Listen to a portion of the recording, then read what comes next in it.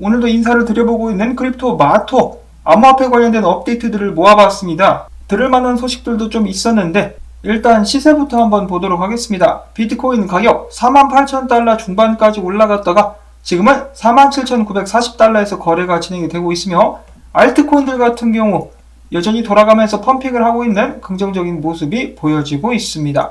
자, 오늘 첫 번째 소식은 바로 금에 관한 것입니다. 전 세계에서 가장 큰 자산 운용사죠. 블랙락이 금을 팔았다라는 소식이 전해졌는데 블랙락의 펀드 매니저 중에 한 명 러스 코스터리치라는 사람은 블룸버그와의 인터뷰에서 자신이 운영하는 펀드에서 금을 거의 다 팔았다라고 이야기를 했습니다. 그 이유로는 경제가 팬데믹 전의 수준을 회복하게 된다면 실질적인 금리가 올라가면서 금은 가치가 떨어질 것이기 때문이라고 이야기를 했는데요. 14개월 전 블랙록의 펀드의 금 포지션은 꽤나 높은 수준이었으나 지금은 거의 다 팔아치워가지고 제로 수준으로 줄였다라고 이야기를 했습니다. 매체에서는 금을 판 돈으로 블랙록이 어디 투자했을까라는 의문을 가지게 되었고 아무래도 이 암호화폐 쪽이 최근에 긍정적인 발언을 한 것으로 보아서 금을 팔고 암호화폐를 사들였을 가능성이 높은 것으로 분석을 하기도 했었다라고 합니다. 최근 추세를 보시면은 비트코인 및 암호화폐는 가격이 반등 및 상승을 했었고 금 같은 경우는 지속적으로 떨어지는 모습들이 보여졌었는데 자, 이거 어떻게 되는 것일까요? 금 같은 경우는 정말 이제 앞으로 투자자들에게 외면을 받게 되는 것일까요? 피터 시프는 웁니다. 여기서 저는 궁금한 것이 앞으로 중앙은행들은 어떤 식으로 나올 것인가? 그들이 계속 금을 매집을 한다면은 저는 블랙락이 금을 팔았음에도 불구하고 그래도 아직 금액에 한 방이 남아있다라고 생각을 할 것 같고요. 만약에 중앙은행들도 금 모으기를 멈춘다. 그러면은 금에 대한 기대가 조금씩 사라진다라고 볼 수 있지 않을까라고 한번 생각을 해봅니다. 자, 근데 이 사람이 한 말 중에 틀린 것이 한 가지가 있죠. 경제 수준이 팬데믹 이전 수준으로 회복세에 접어들지 못했습니다. 오히려 더 나락으로 떨어지고 있기 때문에 이런 상황 속에서 어디가 안전한 피난처로 떠오를 수 있을 것인가. 이런 상황 속에서 인터랙티브 브로커의 회장인 토마스 피터피는 최근에 야후 파이낸스와의 인터뷰에서 종이돈은 곧 신뢰를 잃을 것이기 때문에 나는 금과 암호화폐에 투자를 하는데 암호화폐가 더 많이 좋다라고 발언을 하기도 했습니다. 그는 또 덧붙이기를 투자자들은 일정 부분 암호화폐를 보유함으로써 대비를 해야만 한다. 정부에 의해서 종이돈이 미친듯이 찍혀나오고 있다라고 이야기를 하는 것인데 아마 이 달러를 두고 이런 발언을 하는 것이 아닌가 싶습니다. 자, 그래서 이 양반 같은 경우는 금과 암호화폐 쪽으로 자기네 자산을 많이 배분하는 것이 좋다라고 이야기를 하기도 했었는데 자, 이 혼란한 상황 속에서 떠오르는 안전자산은 무엇이 될 것인가? 달러도 아니다. 금도 아니다. 어떤 이들은 암호화폐도 아니다. 과연 미래의 승자는 누가 될 것인지 개인적으로도 기대가 정말 많이 됩니다. 이 모든 상황이 대비해가지고 골고루 자산을 안전하게 분배를 해놓고 계획을 가지고 있는 것이 가장 바람직하다라고 볼 수가 있겠죠. 자, 그 다음에 돈 찍기 이야기가 나와서 말인데요. 이 헝따 그룹에 관련된 업데이트가 나왔습니다. 중국의 중앙은행인 인민은행은 헝따 그룹 에버그란데의 파산 위기 상황 속에서 금융권의 유동성을 공급하기 위해서 14억 달러 상당의 위안을 찍어가지고 새롭게 시장에 공급을 했다라고 하는데요. 이런 상황을 두고 매체에 출연한 경제학자는 이야기하기를 미국의 리먼 브라더스 스타일의 붕괴는 큰 걱정을 하지 않지만은 헝따그룹 사태 때문에 유동성이 증발하게 되면서 중국의 전체 경제 성장 저하 및 위기가 오는 것을 방지하기 위해서 이런 식으로 유동성을 공급했다라고 합니다.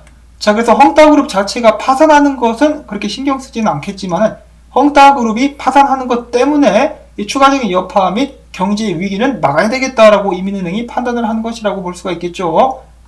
자, 그래서 이 헝따그룹 위기를 두고 이 사람들의 의견이 엇갈리고 있습니다. 전 세계의 경제 시장을 뒤흔들 것이다라는 말도 있고 인민은행이 나섰으니까 별 문제 없이 그냥 어물쩍 넘어가게 될 것이다라는 의견들도 있습니다. 자, 과연 어떻게 될 것인지 다가오는 한 주 긴장 속에서 상황을 지켜보도록 하겠습니다. 다음으로 이어서 최근에 SEC의 처사 때문에 코인베이스 CEO가 반발하는 글을 남기는 것으로 시작해가지고 다시 한번 미국 암호화폐 업계에서는 SEC에 대한 불만들이 쏟아져 나오고 있다고 하는데 이번에는 FTX의 창업자인 샘 뱅크만 프라이드가 최근 매체에 출연해가지고 미국에 나와 있는 명확하지 않은 암호화폐 규제에 대해서 불만을 표시했다고 합니다. 명확한 규제 라인을 주면 좋은데 그렇게 하지 않고 있다는 것이죠. 좀 애매모호하게 SEC가 대처하고 있는 부분이 많습니다. 지금 추석이라서 많은 분들이 음식을 하실 것 같은데 마치 지금 SEC의 규제 방안 같은 경우는 여러분들이 음식을 할 때 소금 간을 적당히 맞춘다. 자, 적당히 맞추는 것의 기준이 무엇인가? 설탕을 한 움큼 쥐어서 음식에 뿌린다. 그 한 움큼이 얼마인가? 사람마다 손 크기가 다른데, 자, 이런 식으로 어설프게 SEC가 규제를 만들어 놓고 업계에서는 최대한 협조를 하면서 이렇게 사업을 발전시키려고 하면은 마치 이제 시어머니가 열심히 차려놓은 밥상을 뒤엎으면서 애미야, 국이 너무 짜잖냐? 내가 소금 적당히 넣으라고 했지라고 이야기하는 것처럼 SEC가 업계를 때려잡고 있다는 것이죠. 그 적당히의 기준은 무엇인가? 그걸 좀 잘 알려줘야 되는데 그렇게 하지 않고 있는 SEC. 자, 계속해서 이런 식으로 나오면 암호화폐 업계가 미국에서 사업을 하는 것이 아니라 해외로 옮겨갈 수 있다라고 이 샘 뱅크만 프라이드는 경고를 하기도 합니다. 아무리 봐도 이런 SEC의 조치는 일부러 이렇게 하는 것이다라고 생각을 하지 않을 수가 없겠는데요. 설마 SEC는 미국의 암호화폐 산업 및 미국의 발전을 저해하려는 간첩 집단이 아닌가? 라는 생각마저 들게 합니다. 자, 한편 어제 텍사스와 뉴저지 주에 이어서 엘라바마 당국 같은 경우도 셀시어스의 리워드 적립은 증권법 위반이라면서 서비스 중지 명령을 내렸다라고 합니다. 자, 이게 무슨 난리인지 모르겠네요. 물건을 파는 것도 아니고 맡겨놓고 이자를 받는 것인데 계속해서 불만들이 쏟아져 나오고 있는 알 수 없는 상황. 그냥 좀 내버려 둬라. 아, 진짜. 다음으로 해서 또 재미난 소식 한 가지가 나왔는데, 파라과이 하원 의원이자 비트코인 지지자이기도 한 칼리토스 레할라 의원은 이렇게 밝혔다라고 합니다. 내가 2023년 대통령 선거에 출마해가지고 만약에 승리를 한다.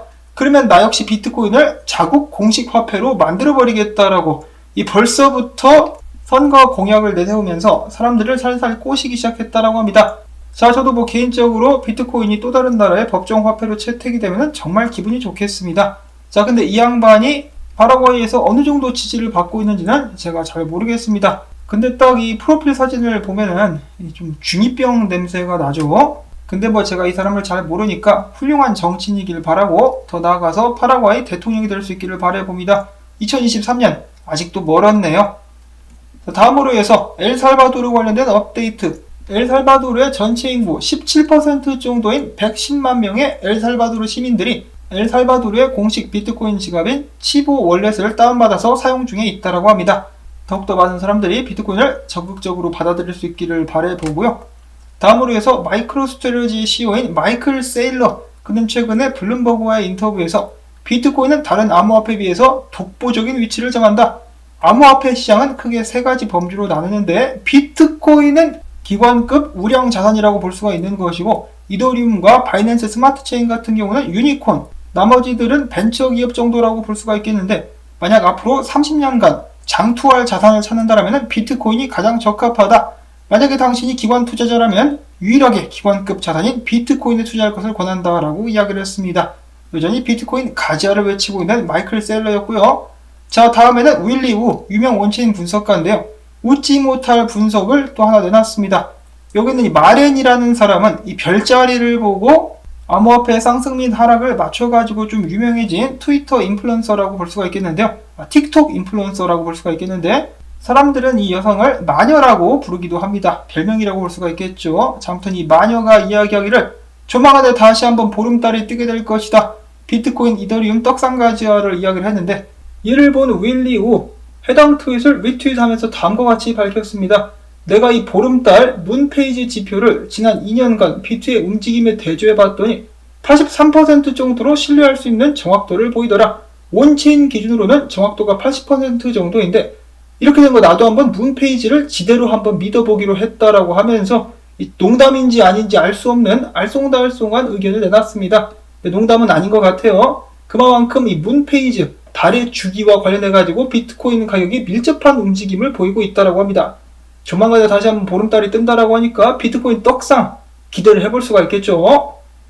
믿거나 말거나 문페이지 관련된 소식이었고요. 그 다음에는 기술적 분석, 렉트 캐피탈 분석가는 이렇게 이야기를 합니다. 주봉 기준으로 비트코인이 주요 수요가 몰려있는 구간에서 제대로 반등을 해주었다. 새로운 주봉 기준 더 높은 저점을 기록을 해주고 있다라고 이야기를 하면서, 지금 비트코인 머리 위에 바로 또 강력한 저항이 보이는데, 이 저항과 지지 사이에서 횡보를 당분간 하게 되지 않을까라는 예측을 남겼습니다.